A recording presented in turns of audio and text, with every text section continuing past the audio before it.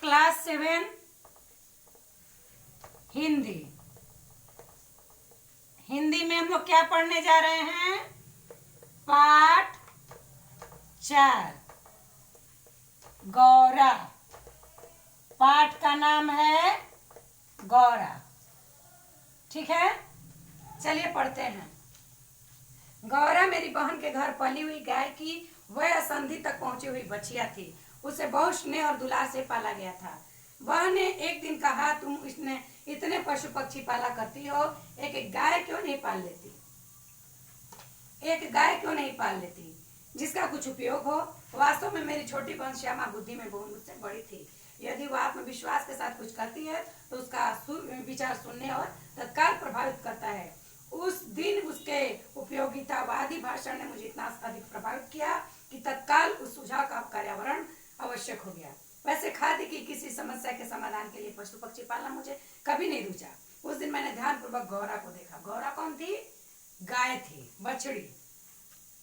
पुष्ट लचीले पैर, ऊंचे भरे पुट्ठे, चिकनी भरी हुई पीठ, लंबी सुडौल गर्दन, निकलते हुए छोटे छोटे सींग, कमल की दो पंखुड़ियों जैसे कान, लंबी और काले सघन चामर का स्मरण दिलाने वाली पूंछ, सब कुछ सांचे में ढला हुआ था। गाय को मानो इंटालियन मार्बल से तराश कर उस पर थोप दी गई थी। गौरा को देखते ही गाय पालने के संबंध में मेरी दुविधा निश्चय बदल गई। गाय जब मेरे बंगले पर पहुंची तब मेरे परिचितों और परिचारकों में श्रद्धा का ज्वार उमड़ पड़ाया। उसे लाल सफेद गुलाबों की माला पहनाई, केसर रोड़ी का बड़ा सा टीका लगाया, घी का चौमुख दिया जलाकर आरती उतारी और दही पेड़ा खिलाकर फिर उसका नामकरण हुआ गौरा। नामकरण हुआ गौरा।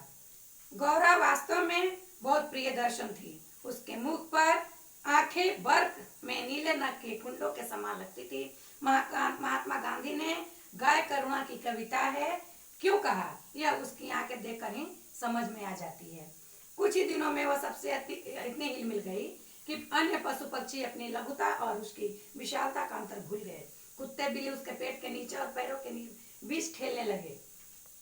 हम सबको यह आवाज से नहीं, पैरों की आहट से भी पहचानने लगे। समय इतना अधिक बोध हो गया था कि मेरी मोटर के फाटक में प्रवेश करते ही बाँ बाँ की ध्वनि से हमें पुकारने लगती थी।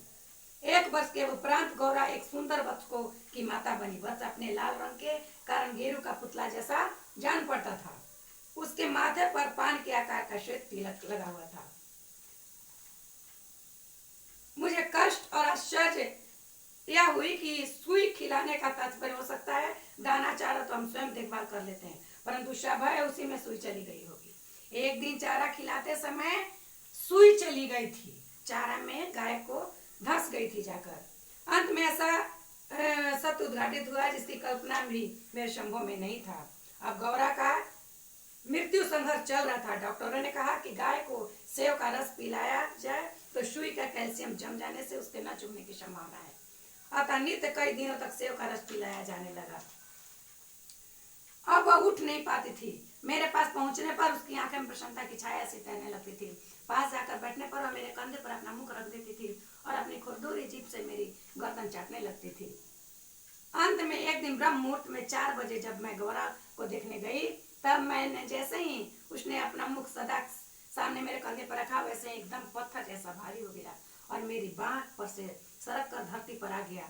कदाचित सुई ने हृदय को बिंद कर बंद कर दिया था।